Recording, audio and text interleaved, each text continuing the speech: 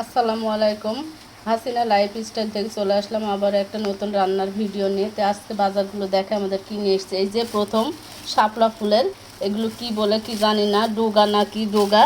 আর এই যেগুলো ফুলগুলো, চলে আসলাম সেই ঘ্যাটকল রান্না করতে। এই যে সব এখানে সব কিছু রেডি করে নিয়েছি। এবার চুলার উপরে দিয়ে দেব। তেল দিয়ে দিলাম, সরিষার তেল দিয়ে আমি রান্না করব। এখানে জিরা বাটা সব কিছু এগুলো দিয়ে দিলাম। এখানে পেঁয়াজ কুচি আছে দিয়ে দিলাম। এগুলো একটু কষিয়ে নিই। এরপর আমি চিংড়ি মাছ, শাপলা ফুলের ডোকাগুলো আমি ভালোভাবে ধনিয়ার গুঁড়া টুকু দিয়ে দিলাম। দিয়ে এবার একটু ঢেকে দেব। ওদিকে মুরগির মাংসটা রান্না করে নিই। মাংস রান্না করার জন্য তেল দিয়ে দিই। পেঁয়াজ কুচিগুলো দিয়ে পেঁয়াজগুলো একটু ভাজা ভাজা করে নেব। এদিকে ভাতও শুরু হয়ে গেছে, হওয়া হয়ে যাচ্ছে। ডুগাটা দেখি কি অবস্থা। শাপলা ফুলের ডুগা আমি এই প্রথম খাচ্ছি। আমার মুখ দিয়ে বেরও হচ্ছে না শাপলা ফুলের ডুগা। কোনোদিন আমি রান্না করে দেখিও নি, চোখে দেখিনি এসব। এবারে মাংস রান্না করার জন্য এই মশলাগুলো দিয়ে দিলাম। বাটা মশলা আছে, একটু ধনিয়ার গুঁড়া, এগুলো দিয়ে আমি সব কষিয়ে নেব। মশলা আমার কষানো হয়ে গেছে। আমি কিছু এখানে আলু দেব মাংসের ভিতরে। তেজপাতা দুটো দিয়ে দিলাম। এই আলু করে এটা কষিয়ে নিই। এই লাল মুরগিটা আমি আগে প্রেশার কুকারে দিয়ে সিদ্ধ করে নিয়েছি, কিন্তু প্রচণ্ড চিংড়ি বলে আমি সিদ্ধ করে নিয়েছি। এবার আমি এটা ঢেলে দেব,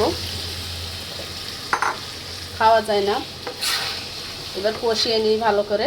শাপলা ফুলের ডুগার অবস্থা, পানি মরে গেছে। আমি এবার একটু ঝোলে পানি দিয়ে দেব।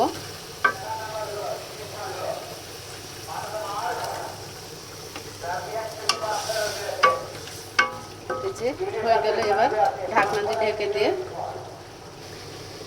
শাপলা ফুলের ডুগা রান্না আমার হয়ে গেছে। এবার আমি ঢেলে নেব। গ্যাসটা বন্ধ করে দিই।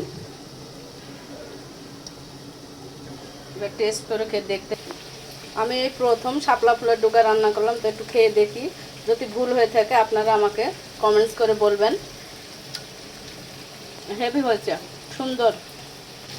মাংস কষানো হয়ে গেছে। আমি এবার পানি দিয়ে দেবো মাংসই।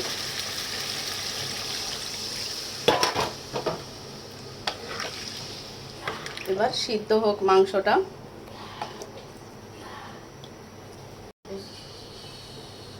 লেট হয়ে গেছে, তো নামাজের টাইম হয়ে গেলে আমার আর সহ্য হয় না। রান্না বান্না ফেলে থুয়ে আগে আমি নামাজ পড়ে আসি। এদিকে ভাত রান্নাও আমার হয়ে গেছে,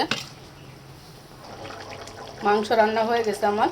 এই যে মশলাটা দিয়ে দিলাম। আর সবাই আমার পাশে থাকবেন, একটু সাপোর্ট করবেন। আমার একটা পেজ বন্ধ হয়ে গেছে, ধাক্কা খেয়ে আবার আর একটা পেজ শুরু করেছি। সবাই একটু ভালোবাসা। রান্না করতে করতে চলে আসলাম পেয়ারা কাটতে। আমার ছেলে বায়না ধরেছে আম্মু একটা পেয়ারা কেটে দাও। তো রান্না বন্ধ করে চলে আসলাম পেয়ারা কাটতে। এই রান্না আবার শুরু করব। পেয়ারাটা কেটে দিয়ে আসি।